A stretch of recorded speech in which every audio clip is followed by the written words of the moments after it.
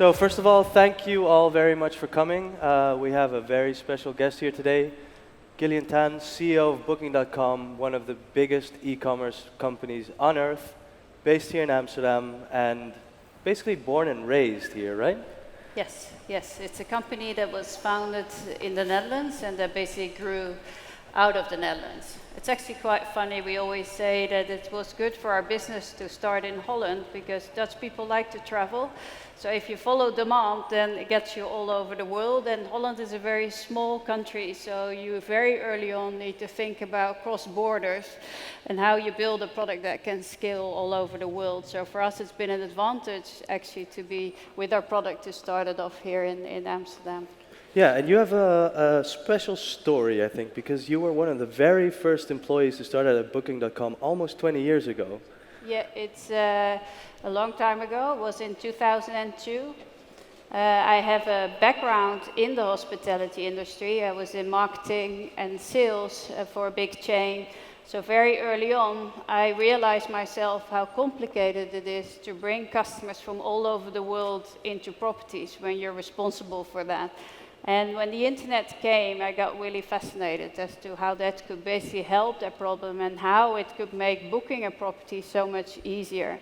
And so very early on, I already met Geert-Jan Bruinsma, the founders of Bookings.nl at that time. And then in 2002, I decided to join the company, which... Yeah.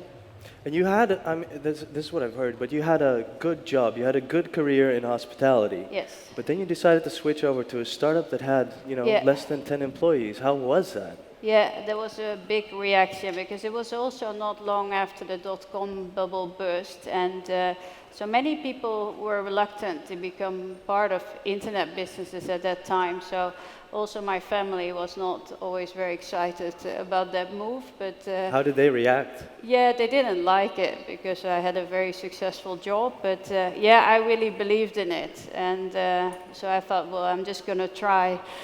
And well, what can happen, right? Okay, it can fail, but that's okay, right? What was maybe a main reason that you decided to make that switch? Was there one thing that attracted you, especially of Booking.com? Was it the founders or their formula or the company? Yeah, I mean, from the beginning, it's also the culture. It's a very entrepreneurial culture. And that, of course, you already feel at the beginning. And I always say, in the start, it's a very interesting time because that's when everything is being formed, right? You're forming your product, you're forming your model, your culture, and that just attracted me to basically be in the beginning of such a journey and really on the building blocks of a business. Yeah. And do you have any fond memories, maybe, of those early days? Yeah, so there's of course a lot of learnings, and not all are nice. But I think the first few years were complicated, right? It was a different time than today, and we didn't have a lot of money as well to grow. And building a business like Booking across borders was just very expensive to fund. So actually, when we built out our first office in Spain, we actually didn't even have money to stay overnight, and so we basically bought a bed at IKEA, and we just slept in the office. And these are the things at the beginning, how you survive, right? By just keeping everything so extremely low cost. And that's just one example of a memory which today, of course, is not needed anymore, but yeah. Yeah. So, funny story that as a hotel booking company, you buy. Yeah, but we didn't have. We still office. had to build it, so it was not that we had all these relationships. Once we had that, then it was easier to stay in properties. And so, moving on, the company started growing, it started expanding, and you were growing with it. So maybe 5 years in or so, what were kind of some major changes that you saw because you were growing so quickly? Yeah, so it's a lot of changes, and that's also, I think, good, right? I always say in the beginning of a company or when a company starts to scale, you need to fail really fast. And also you need to really think from the beginning as to how am I going to scale? And that's something that Booking really thought about. So the one thing is that you really need to think about the customer intent, customer signals through data, right? And then you need to think, okay, through that data, how can I expand and how do I keep it simple? And I think that's a big thing in Booking, that we've kept it very simple. We said we're only going to focus on accommodations and we're going to do that extremely well. We want to become the best at it, and that has always been our focus. And many companies at that time saw other interesting parts of travel, right? They went into flights or into cars or all kind of insurances. But we always stayed so extremely focused, and then within that focus, if you fail fast and you keep adjusting and you have a company that stays very agile and you keep a very entrepreneurial culture that enables you to also move very fast. And if you keep it simple, then you can also scale much faster. So that's something, the elements you see back in the history of Booking, but you still see these elements back in our business today. So you talk about failing. What was one failure that made you realize something deep about the company? Or? Yeah, so we've had lots of failure, and of course it's always painful. I think in a time where you have these tough failures, you also lose people because it's extremely difficult to deal with. I had one moment where I basically built a technical connection between suppliers at scale, which I thought was very good, right? So it took us a long time to establish it. But once it went live, it basically almost crashed our complete infrastructure. So it almost killed the company. Oh, and then it's a moment where you realize yourself, you think, okay, that was my career here. So now they're going to call me into a room and thank me, and that's it. But it's actually so important that these things happen, because that's when you change, and these moments are tough. I mean, I had to go on a train to basically explain that company that just invested millions that this is not going to happen, we're going to stop it. So I think it's okay to fail, but you also need to change quickly and move on. And but we really learned from that experience as to how we're going to scale our business with these large suppliers. And still today we work in that format. So it's crucial to an element that still works today, but the failure is very painful. Yeah, I think that's one of the parts, I think, of the company culture, which you mentioned earlier, which was an important reason for you to make the career switch. Yeah. But as a company is growing, it must be harder and harder to maintain that culture that you had in the beginning, because you're adding more and more people from different nationalities, different places, working in different offices. I mean, how do you maintain a cohesive culture? Yeah. Yeah, culture and scaling culture, or as a company grow, it's really hard work. Anybody that comes into your company can change your culture, and that's something that people have to realize. So you have to spend a lot of time on the people you bring into your company, and also make sure that you keep the culture that is good for the business. And we've learned a lot in that field, but also how to think at scale. How do you still keep an entrepreneurial culture where people are allowed to make mistakes, but you don't always have complete visibility on it? And the good thing is that Booking has always been an extremely customer and data-driven company. So people follow data and make decisions through data, which helps, of course, to keep an entrepreneurial culture. But because if a company like Booking, how fast it grows, you need many people to make decisions every day. And that's not something that I can do every day. So, and therefore it's important you keep that culture. And even if we scaled all over the world, we really learned how to do that. And how do we set up Asia in the way that fits with the Booking culture. And so we put people from Europe into Asia that basically started hiring their local people. Uh-huh. And I think there's also certain organizational aspects, and you have or at least what I understand is that you have a very flat culture. Yeah. Is that something you do deliberately also to maintain this kind of, quick, agile changes, able to make failures? Yeah, no, correct, because eventually it's about accountability. So you want to make sure that people feel accountable and that they can basically influence, right, a certain topic that they are developing, growing. Because if you don't have that, then process takes over. And once process takes over, you truly can have issues because people will hide behind the process, right? So it's very important that you have this transparency, accountability, so people really can move forward, and that's what you see back in booking still today. It's very transparent and from everybody, right? Everybody knows from each other as well what they're trying to accomplish. And what's a concrete example of how you apply this philosophy to, for example, teams within the company? So we basically have a structure which we measure key results and objectives, and we set those for the company, and then people can really think, how can I add value to a certain topic? We have a lot of, in our product teams, there are a lot of self-steering teams, so they basically operate as a team independently. Booking has an extremely team culture. And so success you will never see with an individual, it's always with a team, and that is very healthy, I think. And do those teams compete with each other, or is it more that there are kind of individual blocks within the company that do their own thing and do it well? Yeah, of course. I mean, teams can influence the success completely themselves. So there are not a lot of dependencies they have, which sometimes people find tricky because anybody in booking can break down basically our product every day, which is a risk that you should be willing to take. But for us, I mean, we move so much faster by having that. And of course, it's painful when it happens, but you learn because once you fail again, we share the learnings with the whole company, and that is just that is very good. Yeah, and it seems kind of incredible that you can still maintain this with 15,000 employees and I think 4,000 here in Amsterdam. It's pretty amazing.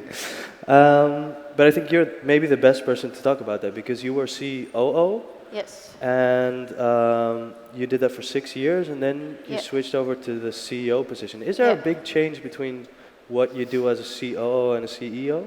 Yeah, the good thing I've had is that I've grew in the business, right? So I was first COO, so operationally responsible for the day-to-day. Then I started managing IT, and then I became president of booking. So before I became CEO, I was already managing the booking business for a bit more than a year. So I was able to grow into this. And but if there's a difference between a COO if you take it as an operational job and a CEO, and that's something that I grew into, and that was, of course, a great experience. And what would be kind of the biggest change? Is it that you're less hands-on involved, or that you have to be more of a face, or do you have to think differently about your position now? Yeah, of course, there's differences, right? I mean, really, and the good thing at Booking is with our culture, that there's many more people thinking about, the success of our business. But there's a difference that you cannot be involved in everything every day anymore. And you really need to think, and that's something that I've always done in any job, where do I add value to the company with my job, right? So what do I need to do? And I mean, it's really about setting the strategy. We have, of course, our mission, our vision. I spend a lot of time on talent. For me, it's my job. I need to make sure that we're set up for the next phase of growth and that we have the right people. So it's a lot of elements in the strategy that you need to think about, but it's basically helping and supporting the company, right? And making sure they have the right investments to do what they have to do. Absolutely. And is there anything you miss out of the kind of more operational or hands-on period that you had? Yeah, of course, sometimes you do miss that. And because if you think about how fast Booking goes, there's just a lot happening, and you get also a lot of emails from customers, and so you automatically think, oh, I need to make sure that this doesn't happen anymore. But for me and as a leader as well, I've always had a lot of trust in people, and I have a leadership style which is very empowering. And if you have that, then you also make sure that other people, that you trust that other people will do the right thing. Mm-hmm. And that you should always think as to how can I help people to become even more successful. Yeah, that seems like a good way of managing instead of telling people what to do. So let's talk a bit about the future of booking, because it's grown so enormously, and so I think it must be, if not the biggest, booking platform for hotels now. Yes. Yeah. Where do you go from there? Yeah. Yeah, I mean, there's a lot for booking still to do, right? So there's a lot still to do if you think about the flywheel of booking and making sure that the flywheel runs better, faster, and smarter. So that's what we do today, but that even better, right? Companies often very fast move on to the next thing. Well, there's still so much that you can do in your core business. So that's something that we are every day most busy with. Then booking is really expanding in the experience, so the end-to-end experience of customers. So basically the mission of booking is to empower people to experience the world. And basically we want to make sure that wherever people want to go, whatever they want to do, that we're the platform where they can book it. And so that's an area where booking is expanding into. So now we have customers that have booked in Amsterdam that can go to the Rijksmuseum in Amsterdam. We're helping customers as to how can they best transport from the airport into a property. So there's many elements which we're trying to help customers, because there's still a lot of friction. I think everybody experienced that because many people travel, where we can truly help customers that come onto our platform. And it's also about how do we help customers when they think about the holiday, where do I want to go? We have now tools where customers can really see, oh, if I like food, then these are great destinations to go, etc. So there's many areas which booking is expanding into. And is it now something that the company is really focusing on? Because I thought it was very interesting that you said, okay, so we do one thing and we do it very well. Yeah. Yeah, but it's still the same thing because we focus on customers. And this is also very focused on customers. If we wouldn't be focused on customers, you would see maybe a tab flight, a tab cars, and this is truly developed out of customer data, what we see on booking. So in that sense, the focus hasn't changed. The only thing is, through technology now, we're able to do much more for customers. Because in the beginning, people were sitting behind a desktop, right? So, and then mobile came, we were able to really travel with customers. And now you have even new technologies that enables us to interact and to do much more for customers. So, and that's why you will see the change in booking. But it has nothing to do that we are not focused anymore. Yeah, because we just saw a really cool talk about, all these new technologies that are coming along. Is that something that Booking is also looking into, AI, VR, all these cool things? Yeah, so of course, Booking, if you think about machine learning, is something that we've been very active in for a long time. We have those capabilities in all of our product teams, so to speak. And also AI, we've developed the Booking Assistant, which is a platform very similar to the last presentations, where customers can ask questions, you get answers back in your own language. So we truly constantly think, how can we make it better for customers and how we can make the interaction easier. And these type of technologies really help doing that. And eventually it can make the travel and the experience much more personalized. And but it's a lot of learning, and that's why it's very important that we have that expertise throughout our company, so that we really learn what is successful, what not, and how can we basically develop it. Yeah. And I always say it's not the technology, but it's really the people behind the technology that will make the success. So maybe just to round it off, you've been at the company for almost 20 years. How would you see the company in 20 years, or where would you want the company to be in the next 20 years? Yeah, well, Will you still be there?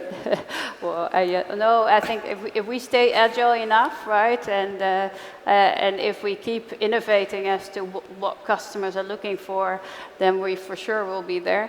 And I truly hope what I just laid out in our mission, that any experience that customers will have, and if you think about experiences, will become more important, because now a lot of elements that people do are automated, are much easier, so people have more time and freedom to discover. And I truly hope that we are the platform that people are going to do these experiences with, and that we can truly make customers happy by doing that. Perfect. I think that was all for our time. Thank you. Thank you very much, Gillian. Thank you. Thank you. Thank you all for coming as well. And have a great conference.